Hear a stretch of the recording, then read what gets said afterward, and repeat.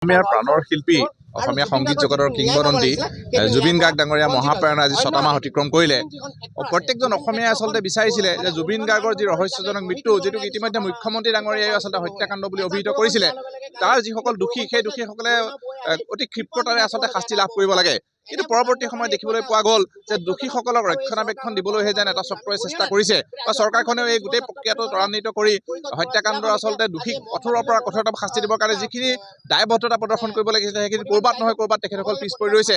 সেয়েহে আচলতে আজি এই ৬ মাহ পৰিপূৰ্ণ হোৱা দিনটোত আমি যুৱ ছাত্ৰ পৰিষদে প্ৰতিবাদী মৌন সমদল কাৰ্যসূচীৰ জৰিয়তে পুনৰ এই বিষয়টো দৃষ্টিগোচৰ কৰিবলগীয়া হৈছে। আমাৰ কথা হ'ল যে জুবিন গাৰ্গ ডাঙৰীয়াক ৰাজনীতিৰ সদায় ঊৰ্ধত ৰখা হৈছিলে, তেখেতে নিজেও ৰাজনীতি বেয়া পাওঁ বুলি কৈছিলে। কিন্তু মুখ্যমন্ত্ৰীগৰাকী আচলতে জুবিন গাৰ্গক লৈ ৰাজনীতি কৰিছে, এই কথা আজি জলজল পটপটকৈ ওলাই পৰিছে। যিটো ফাষ্ট ট্ৰেক আদালতৰ কথা তেখেতে পূৰ্বতে ক'ব পাৰিলেহেঁতেন, যিটো এমাহতে তেওঁ ক'ব পাৰিলেহেঁতেন, সেই কথাটো তেওঁ নিৰ্বাচনী অধিসূচনা জাৰি হোৱালৈ ৰখাই থৈছে। তেখেতে আজিৰ তাৰিখত কৈছে যে দৈনিক তেখেতৰ বিচাৰ প্ৰক্ৰিয়া আৰম্ভ হ'ব। কিন্তু এই কথাবিলাকৰ জৰিয়তে আচলতে ৰাজনীতি মুখ্যমন্ত্ৰী ডাঙৰীয়াই কৰিছে, যিটো কোনো কাৰণতে গ্ৰহণযোগ্য নহয়। আৰু দ্বিতীয়তে জুবিন ক্ষেত্ৰখনৰ আজিৰ তাৰিখত যিটো অৱস্থা, সেই অৱস্থাটো কোনো কাৰণতে কাম্য নহয়।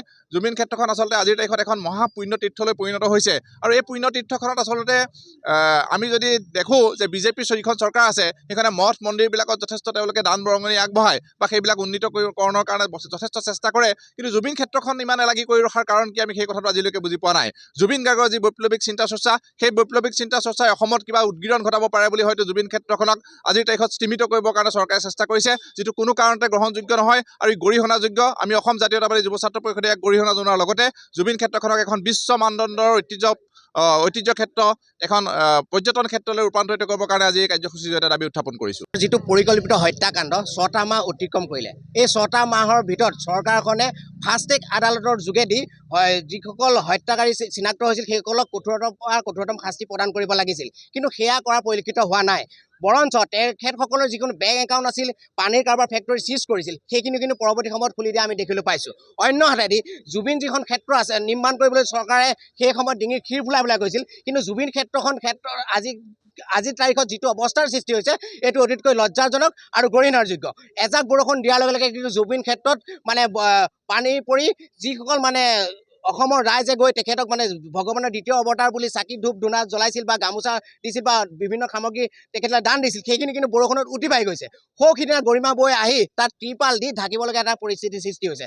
গতিকে আমি আগন্তুক যিটো এখন চৰকাৰ হ'ব বা সাংস্কৃতিক পৰিক্ৰমাৰ যিটো বিভাগ আছে, বিভাগটো এটা মেৰুদণ্ডহীন বিভাগ। গতিকে এই বিভাগটোৰ যিসকল বৰমূৰীয়া আছে, বৰমূৰীয়াসকলৰ ওচৰত আমি দাবী উত্থাপন কৰিব বিচাৰিছোঁ যে অতি সোনকালে জুবিন ক্ষেত্ৰখন উন্নত মানদণ্ডৰ কৰি আটক ধুনীয়াকৈ গঢ়ি তোলক। তালৈ অহা যিসকল লোক বা যিসকল পৰ্যটক তালৈ আহে, তাত শৌচাগাৰেই হওক বা প্ৰস্ৰাৱগাৰেই হওক, এইবোৰ কৰিব পৰা এটা ব্যৱস্থা সুন্দৰভাৱে গঢ়ি তোলক। যিকোনো খবৰৰ বাবে যোগাযোগ কৰক আমাৰ এই নম্বৰত 9181 307 2221।